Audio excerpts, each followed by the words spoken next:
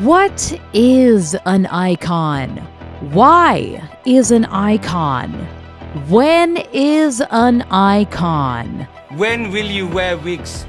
These are all crucially important questions that help us understand the meaning of existence and leadership in the world. So today, we're going to be doing a deep dive to answer all of these questions. Except, actually, no, we're not doing that, not at all. Like, this is just gonna be one massive verbal dump on queer anime icons who I would reverse my surgery for, so I could have a firstborn, so I could then give up said firstborn just to be in any of these characters' presences. If you want to see more messy anime rants that laugh in the face of substance, make sure to subscribe so you don't miss any future ones. If you'd like to see the extended director's cut of today's video, it is now up on my Patreon, which is linked in the description and pinned in the comments. So with all that being said, let's get into it.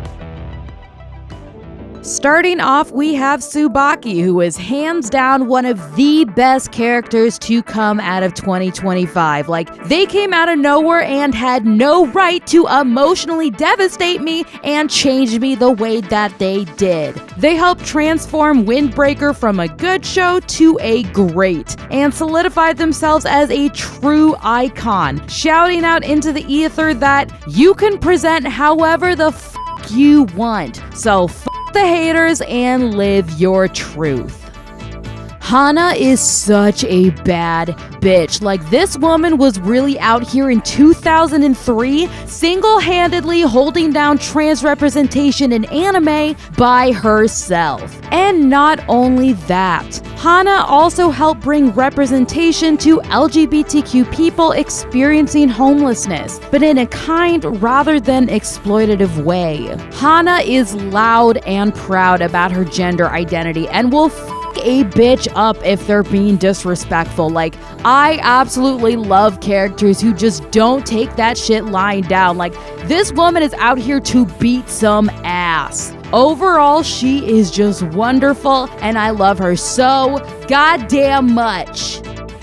Najimi is the definition of queer chaos, and I thrive vicariously through them. Social skills, impeccable. Homework skills, lackluster, but manipulation skills to get their friends to help them study, top tier. Najimi out here running schemes to help everyone, especially themselves, get ahead. Are these schemes legitimate in the eyes of the law? Shut up, let my bestie cook. Ayame Soma is so goddamn over the top and dramatic. Like, good God, social anxiety itself fears Ayame because there is no gesture too grand, no gimmick too much, and every possible outfit is on the table. But he also knows when to reel it back, because at the end of the day, he truly does care about those he loves, and he just wants the best for those around them. Unless it's Hatori, because, like, between him and Shigure, God help that man. Haruhi is an icon, but she would really prefer if we could just, like, leave her in peace. And can you blame her? She has to deal with all of these idiots all of the time. Like, can Tamaki please just go away? You can't help but gush over her. Like, the way that she was rocking gender fluid and ace representation in the early to mid 2000s on a show rampant with transphobia, like, iconic.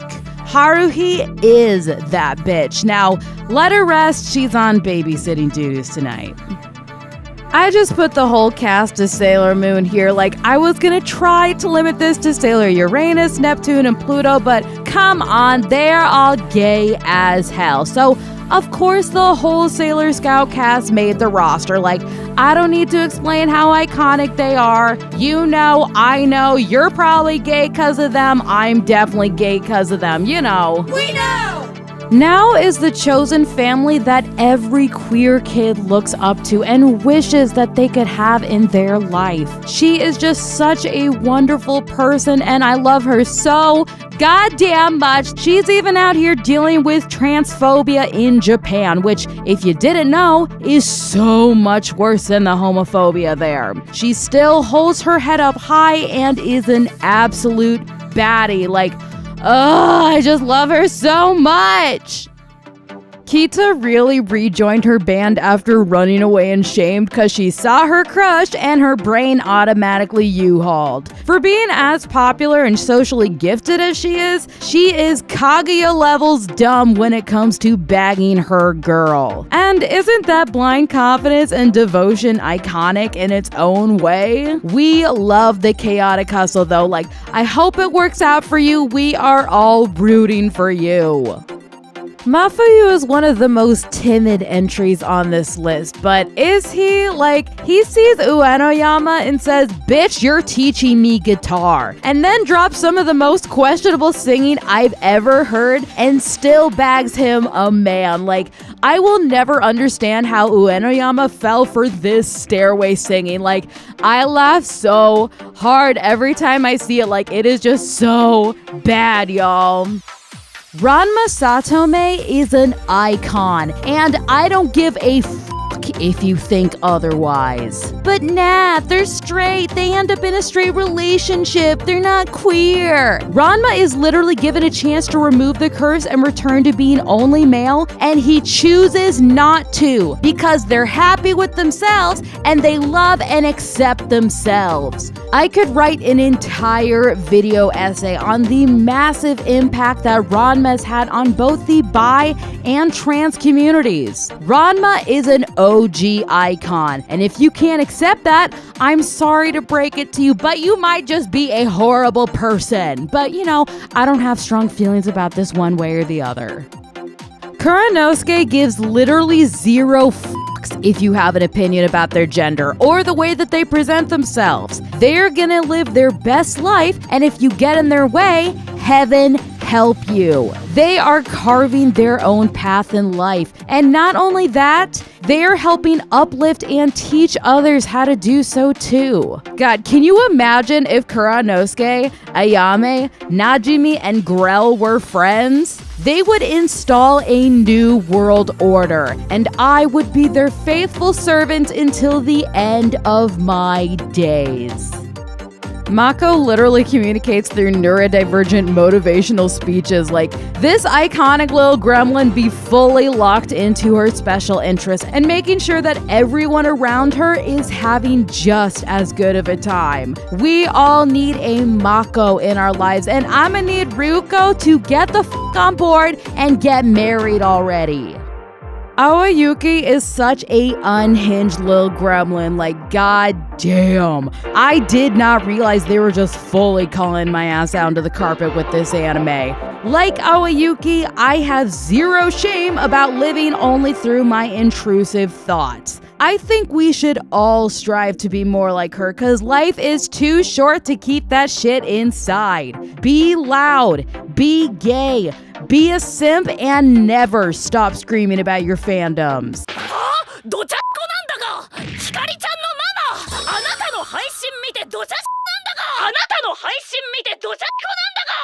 I mean, it's Jesse and James. There was no way in hell that they weren't going to make this list. They are truly the icons, the legends, the embodiment of queer chaos incarnate. The Jesse and James. Name a more iconic duo than a twink. And a redhead. A twink. And a redhead. Gonna take this down a notch so we can remember the incredible Rachel Lillis who voiced Jessie and passed away last year. And also James Carter Cathcart who voiced James and just passed away on July 8th, 2025. Thank you both for the joy you have brought into our lives. Shows one of the few trans men in anime who are out and proud about their identity. And not only that, they help Yuta accept their own gender identity and are able to be there for them during that process. Might not be the most loud and energetic icon on this list, but his calmness and loving energy is just as important. Miyamura is our confident bisexual king and deserves all of the flowers. I adore this man so much, and the nonchalant way he just comes out as bisexual in episode 1, like, what a fucking icon. いっそ付き合えば？俺と石川くんじゃ釣り合わなくない？ If a guy like him existed in my high school, I would have straight up ruined my entire life for him.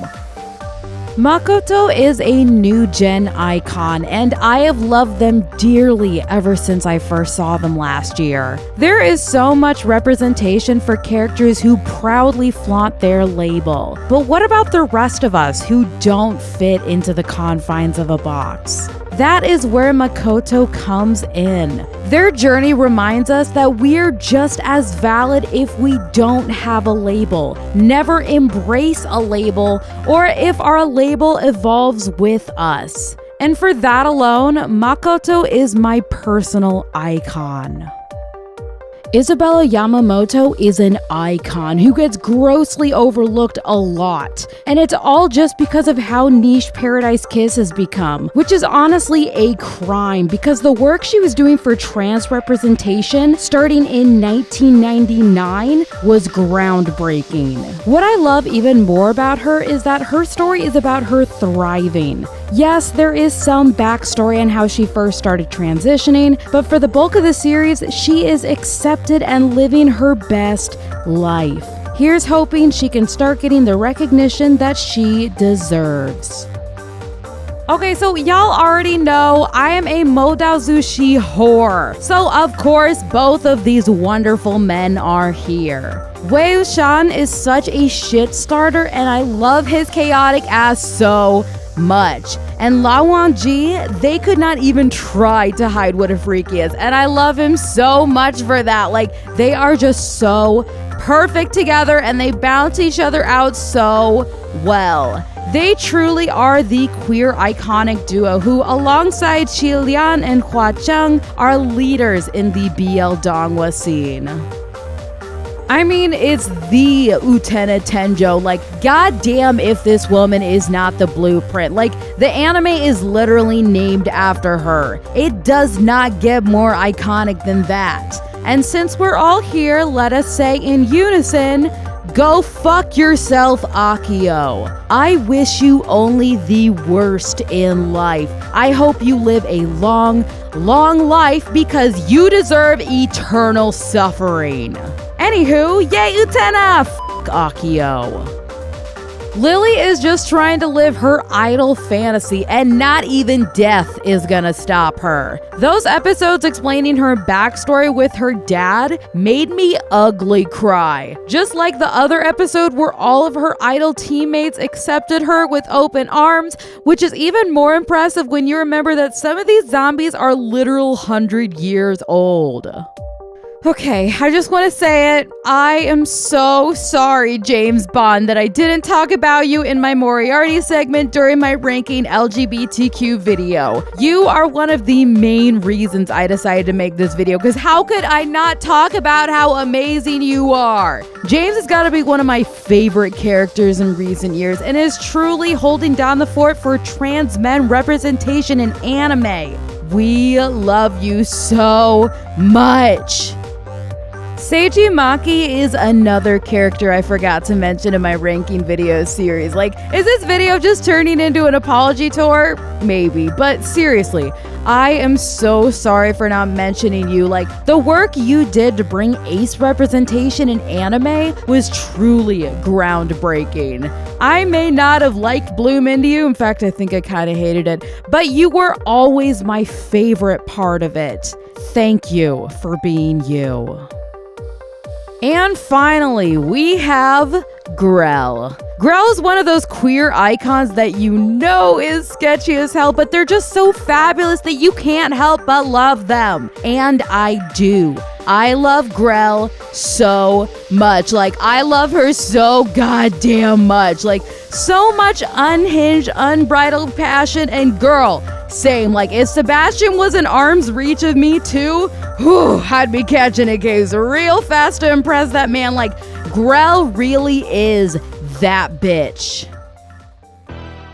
So to wrap things up, I'm not gonna lie to y'all, like, I really did mean for this video to have some semblance of structure. You know, I was gonna break down all these characters and how they're iconic, but it quickly just turned into me gushing over my favorites. So I hope y'all enjoyed my verbal dump about my special interest for however long this video ended up being. If you'd like to see the extended director's cut, it is now available on my Patreon. Shout out to all of my Patreon producers, including Sakura Sky, Hortensia, Karen Miriam Goldberg, Jeff Friend, Horsey Bread, and a special shout out to Legion Zero. Next video is gonna focus on green flag LGBTQ anime recs. Since I yelled so much about bad anime over Pride Month, I figured it was time to give some green flags to balance out the scales. So make sure to subscribe and come back on August 9th for that. I've also launched a new series of individual anime reviews.